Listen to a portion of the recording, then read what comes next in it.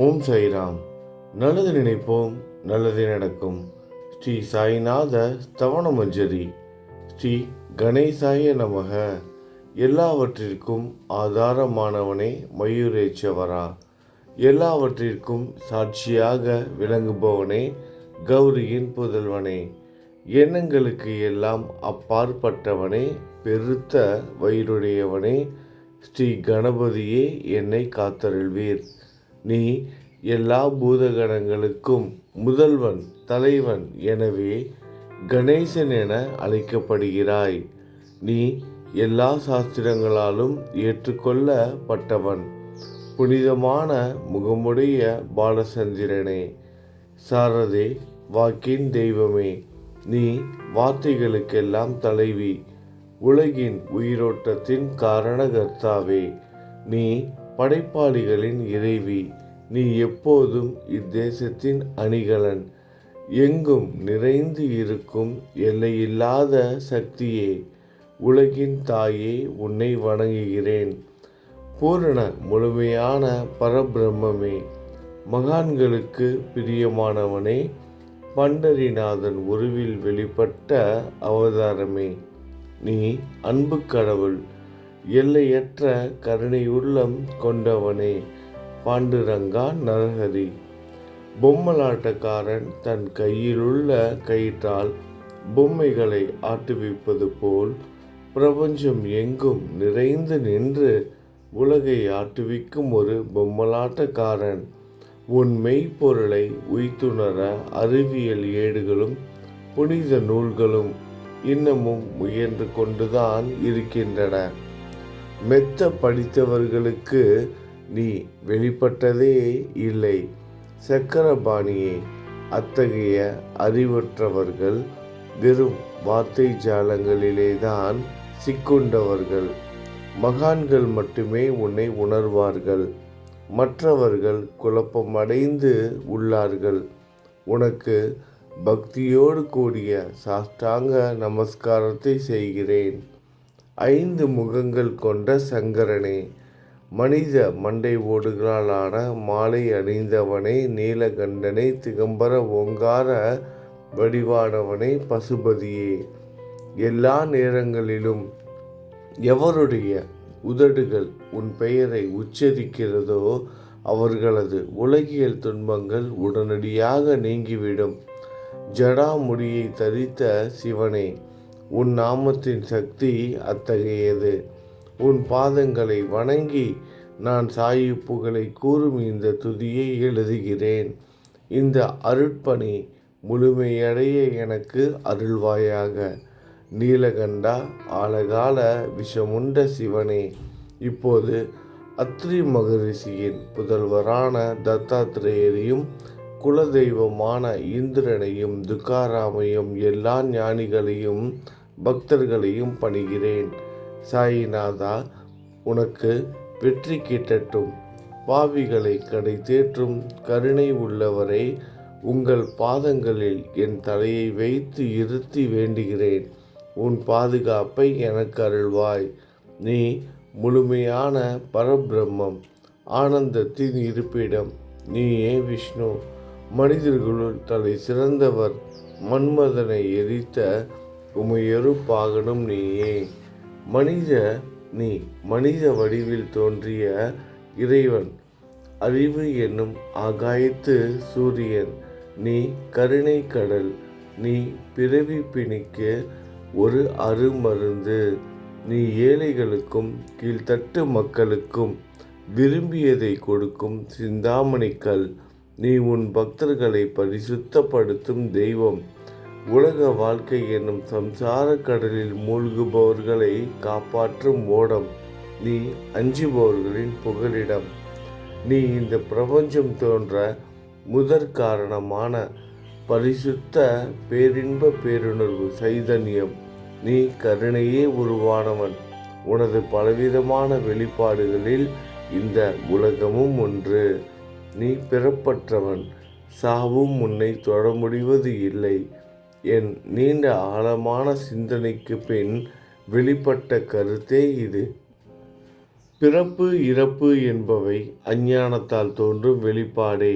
மகாராஜா, நீங்கள் இறப்பும் பிறப்பும் மற்ற சுதந்திர பறவை. தண்ணீர் நீரூற்றாக தோன்றினால் அதன் ஆதாரம் அங்கு இருப்பதாக அர்த்தமா? ஏற்கனவே அங்கு அது நிரம்பி இருந்தது. பூமியின் உள்ளே இருந்து ஊற்றாக வெளியே வந்தது, அவ்வளவுதான். மணற்படுகையில் நீர் ஊற்றாக வெளிப்பட்டதும் அது நீரோடை என்ற பெயர் பெற்றது. அதன் சரியான பெயர் ஊற்று. தண்ணீர் இல்லாவிட்டால் அது வெறும் மணற்படுகையே. அந்த மணற்படுகையில் தண்ணீர் ஊற்றாக வந்தாலும் அல்லது வற்றி போனாலும் தண்ணீருக்கு அதனால் ஒன்றுமாவது இல்லை. ஏனென்றால் தண்ணீர் அந்த மணற்படுகைக்கு எந்த விதமான முக்கியத்துவமும் கொடுப்பது இல்லை. ஆனால் அறியாமையால் மணற்படுகையோ நீர் நிரம்பி இருந்தால் அது பெருமைப்பட்டு கொள்கிறது.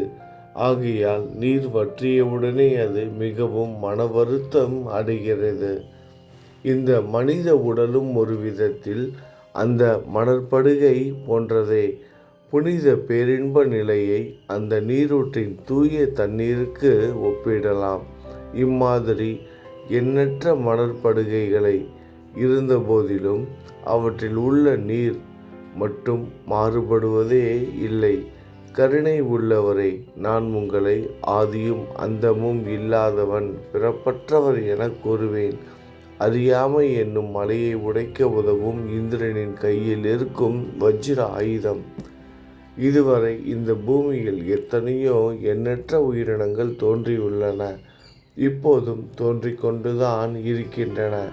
வருங்காலத்தில் மேலும் எண்ணற்ற உருவங்கள் தோன்றதான் போகின்றன. அந்த ஒவ்வொரு தோற்றத்திற்கும் ஒரு தனி உருவமும் பெயரும் கிடைக்கும். இந்த உயிர்கள் ஒவ்வொன்றும் பெயராலும் தோற்றத்தாலும் மட்டுமே இவ்வுலகில் அடையாளம் காட்டப்படுகிறது. ஆகையால் அந்த சுத்த பேருணர்வு நிலையை நீ நான் என்று பிரித்து காட்டுவது சரியல்ல.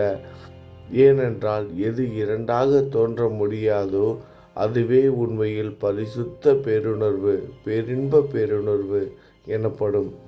அது ஒன்றே அனைவரின் உள்ளும் ஆத்மா என்ற பெயரில் உள்ளது. மேலும் உண்மையை சொல்வதானால் அந்த ஒரே ஒரு சுத்த பேரின்ப பேருணர்வு நிலைதான் உலகம் முழுவதும் வியாபித்து இருக்கிறது. அப்படி இருக்கையில் நீ நான் என்ற வேற்றுமைகள் எவ்வாறு இருக்க முடியும்? நீருண்ட மேகத்தில் உள்ள நீரின் தன்மை உலகெங்கிலும் ஒன்றே. ஆனால் அது பூமியை அடைந்ததும் வெவ்வேறு தோற்றங்களை நதி, ஏரி, ஊற்று ஏற்கின்றன. கோதாவரி மணற்படுகையில் விழும் நீர் கோதாவரி நதி என்றழைக்கப்படும். அதே சமயம் கிணறு ஒன்றில் விழும் நீருக்கு அந்த சிறப்பு தகுதி கிடைப்பது இல்லை. கோதாவரி நதி மிகவும் புனிதமானது. நீங்கள் அதில் உள்ள நீரை போன்றவர். நாங்கள் குளம், குட்டை, சகதியில் உள்ள நீர் போன்றவர்கள். நம் இருவருக்கும் இடையே உள்ள வித்தியாசம் இதுதான். எங்கள் வாழ்வின் குறிக்கோளை அடைவதற்கு நாங்கள் உங்களிடம் வர வேண்டும். கூப்பிய கரங்களுடன் சரணடைய வேண்டும். ஏனென்றால் நீங்கள் ஒருவரே புனிதத்தின் உறைவிடம். புனிதமடைந்த கோதாவரி நதி மணற்பரப்பில் மழைநீர் பாயத் தொடங்கும் பொழுது அந்த நீர் புனித தன்மையை அடையும். அதை வெறும் தண்ணீராக மட்டும் கருதினால் அந்த தண்ணீர் தான் எல்லா இடங்களிலும் இருக்கிறதே.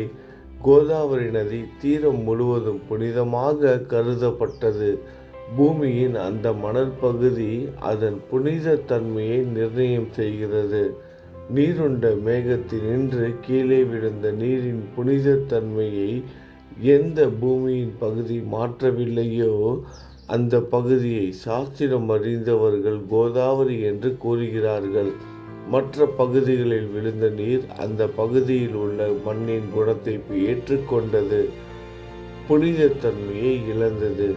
மேகத்தில் இருந்த பொழுது பரிசுத்தமாக இருந்த நீர் அசுத்தமாகவும் கசப்பாகவும் உப்பாகவும் மாறிவிட்டது. 6 வித உட்பகைகளை அகற்றி காமம், கோபம், பேராசை, வெறுப்பு, அகங்காரம் மற்றும் பொறாமை புனித உடலெடுத்து வந்த குருதேவா, தங்களை புனித மகான் என்று அழைப்பதே சால பொருந்தும். ஆகவே நீங்களே கோதாவரி, புனித கோதாவரி.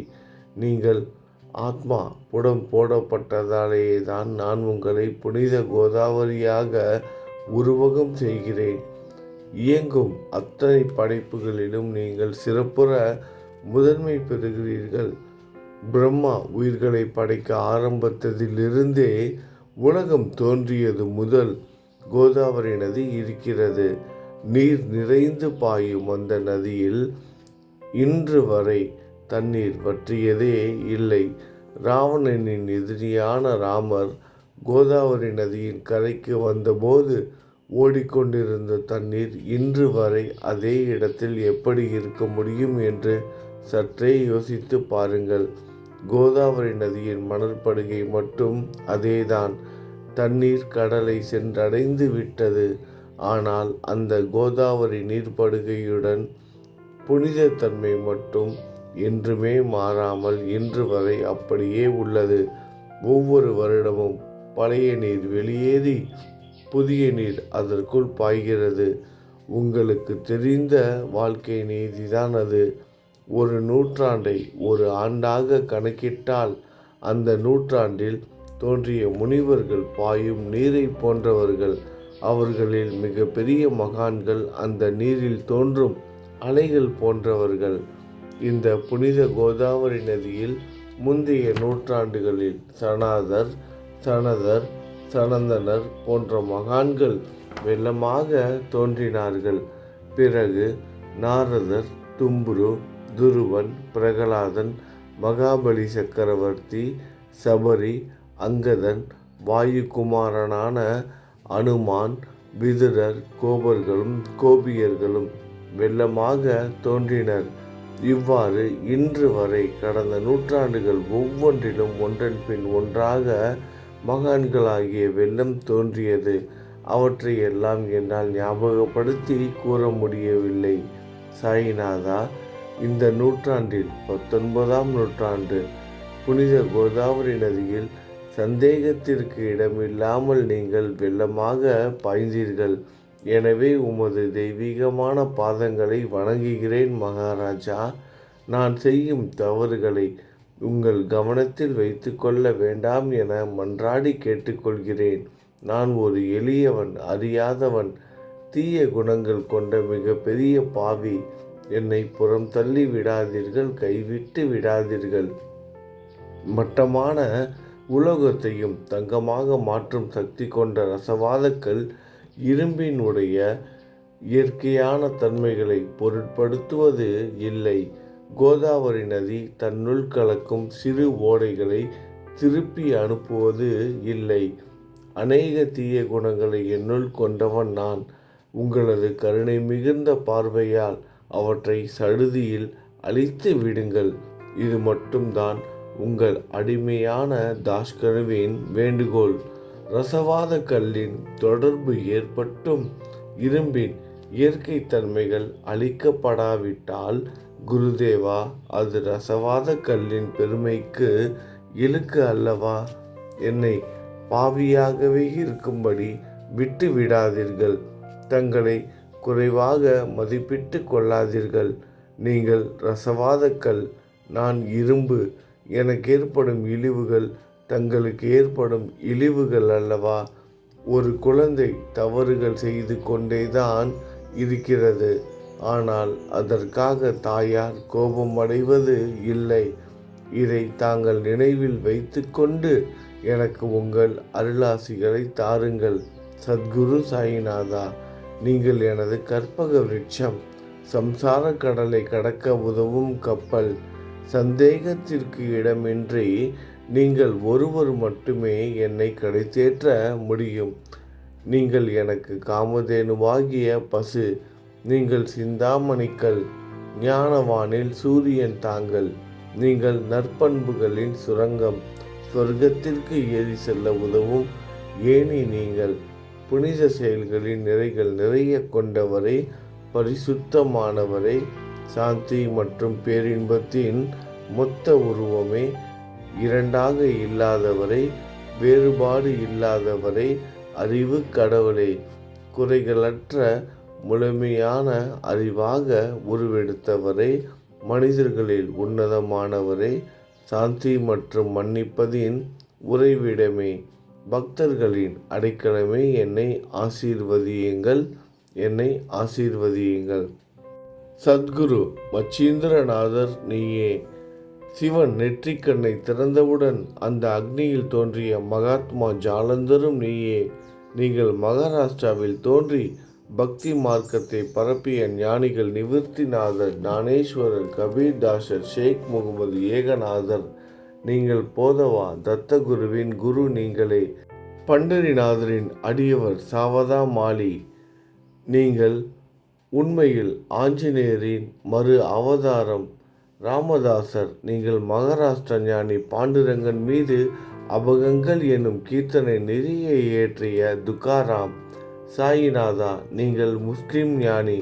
ராம பக்தர் சகாராம், நீங்கள் தத்தாத்திரேயரின் மறு அவதாரம். மாணிக் பிரபு, உங்களது இன்றைய அவதார தோற்றம் மற்றும் உங்களுடைய எண்ணற்ற தன்மையை புரிந்து கொள்ள உண்மையில் கடினமாக இருக்கிறது. உங்களது ஜாதி குலம் பற்றிய எதையும் நீங்கள் எவருக்கும் வெளிப்படுத்தியது இல்லை. சிலர் உங்களை முஸ்லீம் என்கிறார்கள், சிலர் உங்களை பிராமணர் என்கிறார்கள். கிருஷ்ணரை போன்று எண்ணற்ற தெய்வீக லீலைகளை செய்வது எல்லாம் உங்களுக்கு ஒரு விளையாட்டு. ஸ்ரீ கிருஷ்ண பரமாத்மாவை பார்த்து உய்த்துணர்ந்த பல்வேறு மக்கள் பலவிதமான பெயர்களிட்டு அவரை அழைத்தனர். சிலர் அவரை யதுகுலத்தின் அணிகலன் என்றார்கள், சிலர் அவரை மாடுகள் மேய்க்கும் இடையன் என்றனர். யசோதை அவரை பச்சிளம் குழந்தை என்றாள். கிருஷ்ணனின் மாமனாகிய கம்சன் அவரை மகா காலன், உயிரை குடிக்கும் யமன் என்றான்.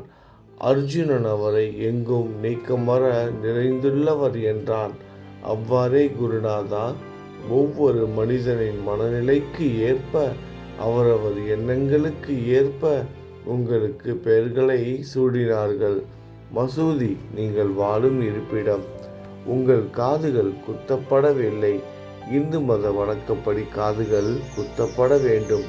பாத்தியா ஓதுவதை பார்த்து நீங்கள் முஸ்லிம் என்று கூறுவது பொருத்தமானதே. கருணாமூர்த்தியே, அதேபோல் நீங்கள் அக்னியை வழிபடுவதை பார்த்து நீங்கள் ஒரு இந்து என்று முடிவு செய்யப்பட்டது. இந்த வெளிப்புற வித்தியாசங்களை வீண் விவாதம் செய்யும் எண்ணம் கொண்டவர்களே விரும்புவார்கள். உண்மையான ஞானத்தில் ஆர்வம் கொண்டவர்கள் இந்த வெளிப்புற வேறுபாடுகளுக்கு முக்கியத்துவம் தரமாட்டார்கள். நீங்கள் பிரம்மத்தின் நிலையில் இருக்கிறீர்கள். ஜாதி குலம் போன்றவை உங்களுக்கு முக்கியமில்லை. நீங்கள் எல்லோருக்கும் மேலான உயர்ந்த குருவாகவும் இந்த பிரபஞ்சத்தை படைத்தவராகவும் இருக்கிறீர்கள். முஸ்லிம் இந்துக்களுக்கிடையே பகைமையுணர்வு ஏற்பட்டதால் அவர்களுக்கிடையே இணக்கமான உறவையும் ஒற்றுமையையும் ஏற்படுத்துவதற்காகவே நீங்கள் மசூதியில் அமர்ந்து அக்னி வழிபாட்டை நடத்தி உங்கள் லீலைகளை பக்தர்களுக்கு காட்டினீர்கள். நீங்கள் ஜாதி மதங்களுக்கு அப்பாற்பட்டவர். நீங்கள் பிரம்மமே. உண்மையில் அதுவே பிரம்மமே நீங்கள்தான். நீங்கள் உண்மையில் எண்ணங்களுக்கும் அப்பாற்பட்டவர். உங்களை பற்றிய வாத பிரதிவாதங்கள், ஊகங்கள், ஆதாரம் இல்லாத கருத்துக்கள் நடமாடும் இடத்தில் என் வார்த்தைகளுக்கு முக்கியத்துவம் எப்படி கிடைக்கும்? ஆனால் உங்களை பார்க்கும் பொழுது என்னால் மௌனமாக இருக்க முடியவில்லை. வார்த்தைகளால் போற்றுதலை உலக வழக்கில் உள்ள ஒரே வழக்கம். ஆகையினால் உங்கள் அருளாசியுடன் வார்த்தைகளால் எப்படியெல்லாம் போற்ற முடியுமோ அவ்வண்ணமே உங்களை போற்றி புகழ்கிறேன். கடவுளின் நிலையை விட மகான்களின் நிலை வேறுபட்டும் மிக உயர்ந்ததாகவும் இருக்கும். மகான்களின் அருகில் நான், எனது போன்ற எண்ணங்களுக்கு இடமே இல்லை. கடவுளை வெறுத்ததால் இரணியகசிபுவும் ராவணனும் கொல்லப்பட்டனர். மகான்கள் கைகளால் இத்தகைய துர்சம்பவங்கள் ஏற்பட்டதே இல்லை. அரசன் கோபிசந்தன் முனிவர் ஜாலந்தரை சாணக்குவியலுக்குள் புதைத்தான். ஆனால் அந்த நிலையிலும் அரசனின் அந்த செயலுக்காக அந்த முனிவர் வருத்தப்படவே இல்லை. அரசனின் அந்த செயலுக்கு நேர்மாறாக அந்த அரசனை சம்சார சூழலிலிருந்து விடுவித்து அவனை முக்தியடைய செய்தார். மகான்களின் சக்தி இப்படிப்பட்டதே. அவற்றை விவரித்து கூற முடியாது. மகான்கள் சூரியனை போன்றவர்கள். அவர்கள் கருணை ஒளிவிட்டு பிரகாசிக்க கூடியது. மகான்கள் சந்திரனை போல் இதயத்திற்கு ஆறுதல் கொடுப்பவர்கள். சந்திரனின் மென்மையான ஒளிக்கதிர்கள் போல் அவர்களது அருள் ஒளி வீசும். மகான்கள் இதமளிக்கும் கஸ்தூரி போன்றவர்கள். அவர்கள் அருள் அதன் நறுமணம் போன்றது. மகான்கள் சாறு நிரம்பிய கரும்பு போன்றவர்கள். அவர்களின் அருள் அந்த கரும்பு சாற்றினை போல் இனிப்பானது. நிச்சயமாக மகான்கள் நல்லவர்களிடமும் தீயவர்களிடமும் ஒரே விதமாகவே நடந்து கொள்கின்றனர். அதற்கும் மேலாக பாவிகளிடம் அவர்கள் காட்டும் அன்பு அளவிட முடியாதது. கோதாவரி நதியில் அழுக்கடைந்த துணிகளை சுத்தம் செய்யப்பட வேண்டி வருகின்றன. சுத்தமான துணிகள் கோதாவரி நதியில் நின்று வெகு தூரத்தில் பெட்டியிலேயே தங்கிவிடுகின்றன. பெட்டியில் வைக்கப்பட்டிருந்த அந்த துணியும் ஒரு முறை கோதாவரி மணற்படுகைக்கு நன்றாக துவைப்பதற்காக வந்ததுதான். இந்த உவமையில் பெட்டிதான் வைகுண்டம். நீங்களே கோதாவரி. கோதாவரி நதிக்கரையே நம்பிக்கை. எல்லா உயிரினங்களும் துணிகள். 6 விதமான மனவிகாரங்களே அவற்றை பற்றியுள்ள அழுக்கு. அவை காமம், கோபம், கஞ்சத்தனம், மதம், பொறாமை, மோகம் என்பவையே. தங்கள் பாதார விந்தங்களை வணங்குவதே கோதாவரியில் செய்யப்படும் புனித குளியல். எல்லா பாவங்களையும் மன அழுக்குகள் போக்கி சமர்த்தரே எங்களை சுத்தப்படுத்தும்.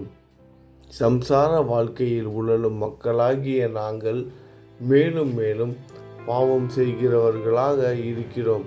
எனவே மகான்களின் தரிசனம் பெறுவதற்கு நாங்கள் தகுதியுடையவர்கள் ஆகிறோம். கோதாவரி நதியில் தண்ணீர் நிரம்பி உள்ளது.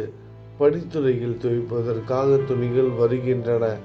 அவை துவைக்கப்பட்டு சுத்தப்படுத்தப்படாவிட்டால் அது கோதாவரி நதிக்கல்லவா இழுக்கை தேடித்தரும். நீங்கள் அடர்ந்த இலைகளுடன் கூடிய நிழலையும் குளிர்ச்சியையும் தரும் மரம். உண்மையில் நாங்கள் வழிப்போக்கர்கள். எங்களை 3 விதமான துக்கங்கள், இயற்கை இடர்பாடுகளால் வரும் துன்பங்கள், நமது உடலுக்கு வரும் நோய் நொடிகள், அஞ்ஞானத்தால் நிரம்பிவிடும் பாவ மூட்டை எனப்படும் வெயில் சுட்டெரிக்கின்றன. கருணாமூர்த்தியே, அந்த சுட்டெரிக்கும் 3 வித தாபங்களின் வெப்பத்திலிருந்து எங்களை காப்பாற்றும் குருதாயா. தங்கள் அன்பு மிகுந்த கருணை என்னும் குளிர் நிழல் இந்த சம்சாரம் என்னும் வாழ்க்கை கடலை கடக்க உதவும் தன்மை கொண்டது. மரத்தின் அடியில் அமர்ந்தும் ஒருவன் சூரியனின் சுட்டெரிக்கும் வெப்பத்தை உணர்ந்தால் அந்த மரத்தை நிழல் தரும் மரம் என்று கூற முடியுமா? பாருங்கள், உங்கள் அருளின்றி இந்த உலகில் நல்லது என்பது ஏற்படுவது இல்லை. எனவே தர்மத்தை நிலைநிறுத்துவதற்காக சேஷசாயி பாம்பு படுக்கையில் இருப்பவனே அர்ஜுனனுக்கு நண்பனாக, வழிகாட்டியாக மற்றும் ஆன்மீகவாதியாக மாறினார். சுக்ரீவனின் அன்பினாலேயே விபீடனன் அரசன் ராமனின் நட்பை பெற்றான். ஸ்ரீ ஹரியும் மகான்கள் மூலமாகத்தான் பெருமை பெற்றார்.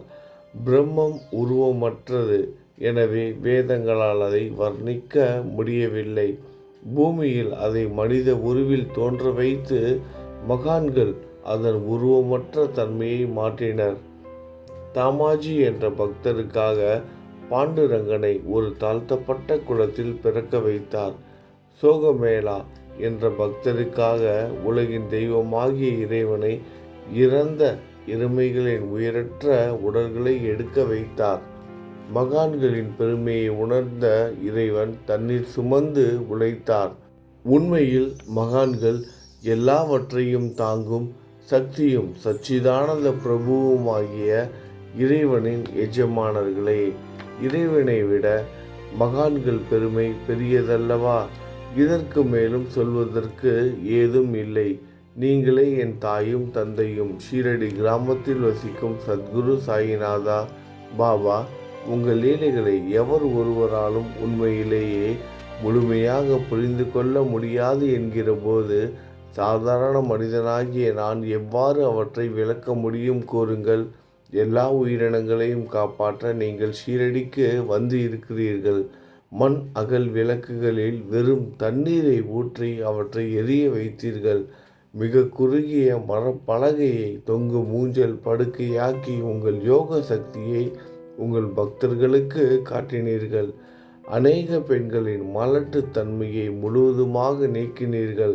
உதியின் மூலம் அநேக பேரின் வியாதிகளை குணமடைய செய்தீர்கள். இவ்வுலகம் சம்பந்தமான துன்பங்களை நீக்குவது உங்களுக்கு ஒரு பொருட்டே அல்ல. யானை ஒன்று எறும்பை சுமையாக கருதுமா? குருராயா, இப்போது இந்த எளியவன் பால் கருணை காட்டுங்கள். உங்கள் பாதங்களில் சரணடைந்து விட்டேன். என்னை திருப்பி அனுப்பி புறம் தள்ளி விடாதீர்கள். மகாராஜ், நீங்கள் அரசர்களுக்கெல்லாம் அரசன். நீங்கள் குபேரனை விட செல்வம் அடைந்தவர். நிச்சயமாக தன்னிகரற்ற வைத்தியர். உங்களை விட மேலானவர் எவரும் இல்லை. மற்ற கடவுள்களை வணங்குவதற்கு தனித்தனியாக பூஜை பொருட்களும் வழிபாட்டு முறைகளும் உள்ளன. ஆனால் உங்களை வணங்குவதற்கு தகுதியான பொருட்களே இந்த உலகில் இல்லை. சூரியனின் ராஜ்யத்தில் தீபாவளி பண்டிகையை கொண்டாடுவது என்றால் எவ்விதமான பொருட்களை கொண்டு அதை கொண்டாடுவோம்? சமுத்திரத்தின் தாகத்தை தணிக்க பூமியில் போதுமான தண்ணீர் கிடைக்காது. நெருப்பை சூடாக்குவதற்கு எங்கிருந்து அக்னியை கொண்டு வருவது? ஸ்ரீ சமர்த்த குருராயா, பூஜை செய்ய உதவும் பொருட்கள் யாவற்றிலும் இருப்பது உன் ஆத்மாவே. ஆரம்பம் முதலே அவை உன் ஒரு பகுதியே. மேலே கூறப்பட்டவையெல்லாம் தத்துவார்த்த ரீதியில் கூறப்பட்டவையே. எனக்கேற்பட்ட அடிப்படையில் கூறப்பட்டவை அல்ல. அனுபவங்கள் இன்றி கூறப்படும் வார்த்தை ஜாலங்கள் வீணே. சம்பிரதாய சடங்குகளின்படி உங்களுக்கு பூஜை செய்ய வேண்டுமென்றால் அதனை செய்வதற்கு தேவையான பூஜை சாமான்கள் என்னிடத்தில் இல்லை. என் குருநாதா, கருணை உடையவரே, அடிக்கடி என் கற்பனை திறனின் அடிப்படையில் உங்களுக்கு நான் வழிபாடு செய்கிறேன். அந்த வழிபாட்டை இந்த அடிமையிடமிருந்து ஏற்றுக்கொள்ளுங்கள். இப்போது என் அன்பு கண்ணீரால் உங்கள் கால்களை கழுவுகிறேன். உண்மையான பக்தி என்னும் சந்தனத்தை அரைத்து சாந்தாக்கி உமக்கு இடுகிறேன். அழகிய வார்த்தைகளால் எழுதப்பட்ட இந்த துதி என்னும் கப்னியை உமக்கு அணிவிக்கிறேன். இந்த புகழ் மாலையை உங்கள் கழுத்தை சுற்றி அணிவிக்கிறேன். என் கெட்ட குணங்களை தூபமாக்கி உமக்கு முன் எரிய விடுகிறேன். தீய குணங்களின் கூட்டுப்பொருளே ஆனாலும் அது எரியும் போது அதிலிருந்து தீய வாசனை எழுவது இல்லை. சத்குருவுக்கு முன்பு இல்லாமல் வேறு எங்காவது இந்த தூபம் எரிய விடப்பட்டால் அங்கெல்லாம் அந்த தூபத்தின் நிலை கீழே கொடுத்த மாதிரி ஆகும். அதாவது சாம்பிராணியை நெருப்பில் போட்டவுடன் அது பொசுங்கி அதில் உள்ள நல்ல மனம் என்ற நற்குணம் அதை விட்டு மறைந்து போகிறது. சத்குருவே, உமக்கு முன் அதை எரியவிட்டால் இதற்கு மாறாக நிகழ்கிறது. தீய தன்மைகள், அழுக்குகள் அக்னியில் எரிந்து விடுகின்றன. உலகம் பார்த்து சந்தோஷப்படும் வகையில் அதன் நற்குணம் அதிலேயே தங்கிவிடும். மனதில் உள்ள தீய குணங்கள் யாவும் எரிந்த பிறகு மனம் மாசற்றதாகிறது. கங்கையிலுள்ள மாசுக்கள் நீங்கியவுடன் கங்கை புனிதமடைகிறது. மாயை மோகம் என்ற தீபத்தை உமக்கு ஏற்றி காட்டுகிறேன். அதன் மூலம் என் மனம் வைராக்கியத்தை அடைய அருள் செய்வீராக. குருராயா, பரிசுத்தமான நம்பிக்கை என்ற சிம்மாசனத்தை நீங்கள் என்னுள் அமர்வதற்கு ஆசனமாக உமக்கு தருகிறேன். அதை பெற்றுக்கொண்டு எனது பக்தி என்ற நைவேத்தியத்தை ஏற்றுக்கொள்ளுங்கள். பக்தி என்ற நைவேத்தியத்தை ஏற்றுக்கொண்டு அதன் சாரத்தை எனக்கு கொடுப்பீராக. ஏனெனில் நான் உமது பால்குடி மாறாத பச்சிளம் குழந்தை. உங்கள் அருட்பாலில் எனக்கு உரிமை உண்டு. என் மனதையே உமக்கு தட்சணையாக கொடுக்கிறேன். ஆகையால் நான் செய்யும் காரியங்கள் யாவற்றிலும் நான் செய்பவன் என்று என்னால் உரிமை கொண்டாட முடியாது. ஏனென்றால் நினைக்கும் மனதை தான் உமக்கு அர்ப்பணித்து விட்டேனே. இப்பொழுது பணிவுடன் கூடிய பிரார்த்தனையோடு உங்களை சாஷ்டாங்க நமஸ்காரம் செய்கிறேன். தெய்வீக சாயிநாதா, தயவு செய்து நீங்கள் அதை ஏற்றுக்கொள்ளுங்கள். 8 பிரார்த்தனைகள். சாயிநாதா, சாந்தமான மனமுடையவரே, அறிவின் சிகரமே, அன்புள்ளம் கொண்டவரே, கருணை கடலே, உண்மையின் உறைவிடமே, மாயை என்னும் இருளை அகற்றுபவரே, ஜாதி மதங்களுக்கு அப்பாற்பட்ட துறவியே, எங்களின் புரிந்து கொள்ளும் திறமைக்கும் அப்பாற்பட்டவரை, அன்பின் இருப்பிடமே, ஷீரடிநாதா, என்னை காப்பாற்றும். ஞான சூரியனே, ஞானத்தை அளிப்பவரே, எல்லாவித நல்ல செயல்களையும் செய்பவரே, பக்தர்களின் மனங்களில் ஒளிரும் பரமஹம்சரே, தங்களை சரணடைந்தவர்களை காப்பவரே, படைக்கும் தொழில் புரியும் பிரம்மாவே, நீங்கள் காக்கும் கடவுள் விஷ்ணுவே, நீங்கள் 3 உலகங்களையும், பூவுலகம், சொர்க்கம், நரகம், கடைசியில் லயமடைய செய்யும் ருத்திரனும் நீங்களே, சிவனும் நீங்களே. நீங்கள் இல்லாத இடமே இந்த பூமியில் ஏது? எல்லாம் அறிந்த இறைவன் நீங்கள். எங்கள் அனைவரின் இதயங்களிலும் வசிப்பவரும் நீங்களே. எனது எல்லா குற்றங்களையும் மன்னிக்க வேண்டும் என வேண்டி கேட்டுக்கொள்கிறேன். அலைகளாக வரும் சந்தேகங்களையும் மனமயக்கங்களையும் போக்குவீராகுக. நீங்கள் பசு, நான் புதிதாக பிறந்த இளம் கன்று. நீங்கள் சந்திரன், நான் சந்திர காந்தக்கல்.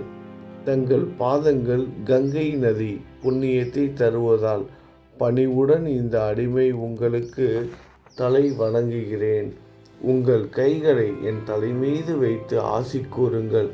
கவலைகளும் துன்பங்களும் பறந்தோடட்டும். நான் உங்கள் அடிமை. இந்த 8 துதிகளையும் கூறி நான் உங்களை சாஷ்டாங்கமாக நமஸ்கரிக்கிறேன். எனது பாவங்கள், துயரங்கள், ஏழ்மை யாவும் உடனடியாக விலகட்டும். நீங்கள் பசு, நான் கன்று. நீங்கள் தாய், நான் உங்கள் குழந்தை. என் மீது கடுமை காட்டாதீர்கள். நீங்கள் மேற்கு தொடர்ச்சி மலைப்பகுதி மலையகிரியிலுள்ள சந்தனம், நான் முள் அடர்ந்த புதர். நீங்கள் புனிதமான கோதாவரி நீர், நானோ பெரும் பாவி. குருநாதா, உங்கள் தரிசனம் கிடைத்த பிறகும் என்னிடம் உள்ள கெட்ட குணங்கள் என்ற அழுக்கு என் மனதிலேயே தங்கி இருக்குமானால் உங்களை சந்தனம் என்று யார் கூறுவார்கள்? கஸ்தூரியின் அருகாமையில் உள்ள மண்ணும் உயர்வாக போற்றப்படுகிறது. மலரின் தொடர்பினால்தானே அதன் நாரும் தலையில் உயர்ந்த இடத்தை பிடிக்கிறது. மலரால் மனம் பெற்ற நார் போல் மகான்களும் அப்படிப்பட்டவர்களே. அவர்களுடன் தொடர்புடைய எந்த பொருளும் மிகவும் உயர்வாக மதிக்கப்படுகிறது.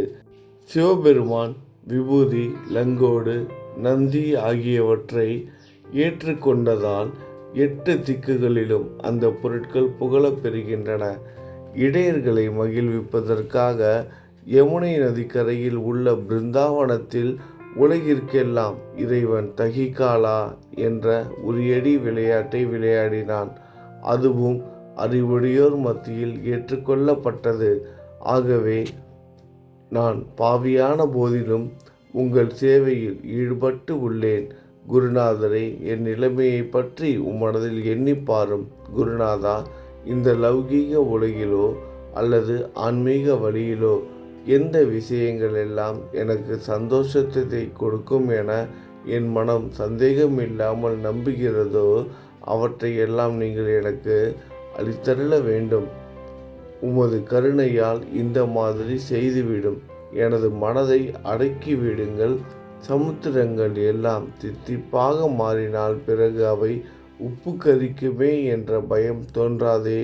சமுத்திரத்தை தித்திப்பாக்கும் சக்தி உங்களுக்கு உண்டு. ஆகையால் தான் எனது இந்த வேண்டுகோள். தயவு செய்து இந்த வேண்டுகோளை நிறைவேற்றும். என்னிடம் என்னென்ன குறைகள் உண்டோ அவை அனைத்தும் உங்களுடையதே. ஆத்ம ஞானம் பெற்றவர்களில் முதலிடத்தில் உள்ள உங்களிடம் குறை என்பதை பொருந்தாதே. இப்போது இதற்கு மேலும் நான் ஏன் அதிகம் பேச வேண்டும்? நீங்கள் தான் எனது ஒரே அடைக்கலம். தாயின் இடுப்பில் உள்ள குழந்தை இயல்பாகவே பயமற்று இருக்கும். மகாராஜ், நீங்கள் இந்த துதியை எவரவர்கள் அன்புடன் படிக்கிறார்களோ அவர்கள் ஒவ்வொருவரின் ஆசைகளை தயவு செய்து நிறைவேற்றும். இந்த துதியை படிப்பவர்களின் 3 வித தாபங்களையும், இயற்கையின் இடர்பாடுகளில் வரும் துன்பங்கள், நமது உடலுக்கு வரும் நோய் நொடிகள், அஞ்ஞானத்தால் நிரம்பிவிடும் பாவ மூட்டை 1 ஆண்டிற்குள் விலகிவிடும் என்பதை இந்த துதிக்கு உங்களது ஆசியாக என்றென்றும் நிரந்தரமாக இருக்கட்டும். குளித்து முடித்துவிட்டு மனதில் முழுமையான நம்பிக்கையுடன் தொடர்ந்து இந்த துதியை பாராயணம் செய்ய வேண்டும். அப்படி முடியாவிட்டால் வார வாரம் வியாழந்தோறும் சத்குருவை வணங்கி அவர் உருவை தியானம் செய்து கொண்டு இந்த துதியை பாராயணம் செய்யுங்கள். இதுவும் கூட முடியாவிட்டால் மாதம் மாதம் வரும் 2 ஏகாதசி தினங்களில் இந்த துதியை பாராயணம் செய்யுங்கள். இது ஏற்படுத்தும் விளைவுகளை பார்த்து அதிசயப்படுவீர்கள். குருமூர்த்தியான சாயிநாதர் இந்த துதியை பாராயணம் செய்பவர்களுக்கு இவ்வுலகியல் ஆசைகளை முழுமையாக உடனடியாக நிறைவேற்றுவார். இந்த துதியை திரும்ப திரும்ப பாராயணம் செய்வதால் முட்டாள்கள் கூர்மையான புத்தியை அடைவார்கள். யாருடைய வாழ்நாளாவது குறைவானதாக இருப்பின் இந்த துதியை அவர்கள் படிப்பதால் 100 ஆண்டு காலம் வாழ்வார்கள். இந்த துதியை தொடர்ந்து பாராயணம் செய்து வந்தால் செல்வம் குறைவாக இருந்தால், ஏழையாக இருந்தால், செல்வத்தின் அதிபதி குபேரன் அவர்கள் வீட்டிற்கு வந்து தங்கி அவர்களுக்கு ஏவல் புரிவான். இது சத்தியம், இது சத்தியம், இது சத்தியம் என 3 முறை கூறுகிறேன். குழந்தை செல்வம் இல்லாதவர்கள் இந்த துதியை தொடர்ந்து படித்து வந்தால் குழந்தை செல்வம் பெறுவர். இந்த துதியை படிப்பவர்களின் வியாதிகள் எல்லா பக்கங்களிலும் பறந்தோடிவிடும். வியாதியினின்று குணம் கிடைக்கும். இந்த துதியை திரும்ப திரும்ப படித்தால் பயம் மற்றும் கவலை மறைந்து போகும். மதிப்பும் மரியாதையும் கிடைக்கும். அழிவற்ற பிரம்மத்தை உணர்வார்கள். பிரம்ம ஞானம் கிட்டும். அறிவுடையோரே, இந்த துதியின் மீது உங்கள் இதயங்களில் முழுமையான நம்பிக்கை வையுங்கள். சந்தேகங்கள், நம்பிக்கையின்மை, தவறான எண்ணங்கள் ஆகியவற்றிற்கு கொஞ்சம் கூட மனதில் இடம் கொடுக்காதீர்கள். ஷீரடிக்கு புனித பயணம் மேற்கொள்ளுங்கள். பாபாவின் தாமரை பாதங்களை மனதில் நிறுத்துங்கள். அவர் அனாதைகளின் உறவினர், பக்தர்களின் விருப்பங்களை நிறைவேற்றும் கற்பகத்தரு. பாபாவால் உணர்வூட்டப்பட்டு இந்த துதியை நான் இயற்றினேன். இல்லாவிட்டால் எந்த விதமான முக்கியத்துவமும் இல்லாத என்னால் இந்த துதியை எவ்வாறு எழுத முடியும்? சக ஆண்டு 1840, ஆங்கிலம் ஆண்டு 1918, புரட்டாசி மாதம் வளர்பிறையில் விநாயகர் சதுர்த்தி அன்று திங்கட்கிழமை 2வது யாமத்தில் சூரிய உதயத்திற்கு முன் இந்த பாமாலை நிறைவு செய்யப்பட்டது. புனிதம் வாய்ந்த நர்மதா நதிக்கரையில் இந்தூருக்கு அருகிலுள்ள ஊரான மகேஸ்வரர் சேத்திரத்தில் ஸ்ரீ அகல்யா தேவியின் சந்நிதியில் ஸ்ரீ சாய்நாதரை போற்றி பாடும் இந்த ஸ்தவன மஞ்சரி நிறைவடைந்தது. மகேஸ்வரம் என்ற புனித தலத்தில் இந்த துதி நிறைவடைந்தது. ஸ்ரீ சாய்நாதர் என் மனதிற்குள் புகுந்து இந்த துதியின் ஒவ்வொரு வார்த்தைகளையும் என்னை கூற வைத்தார். எனது சீடன் தாமோதரன் இதை நான் கூற எழுதினான். தாஷ்கனுவாகிய நான் எல்லா ஞானிகள் மற்றும் துறவிகளின் வேலையால் எங்கும் மங்களம் பொங்கட்டும். ஸ்ரீ சாய்நாதரை போற்றி பணிவுடன் எழுதப்பட்ட இந்த ஸ்ரீ சாய்நாத ஸ்தவனமஞ்சரி என்ற துதி பாராயணம் செய்பவர்கள் சம்சார கடலை கடக்க உதவட்டும். இது ஸ்ரீ பாண்டுரங்கனுக்கு தாஷ்கனுவின் நம்பிக்கை மற்றும் பணிவோடும் கூடிய பிரார்த்தனை. ஓம் சாய்ராம். நல்லதே நடக்கட்டும். மங்களம், சுபமங்கலம்.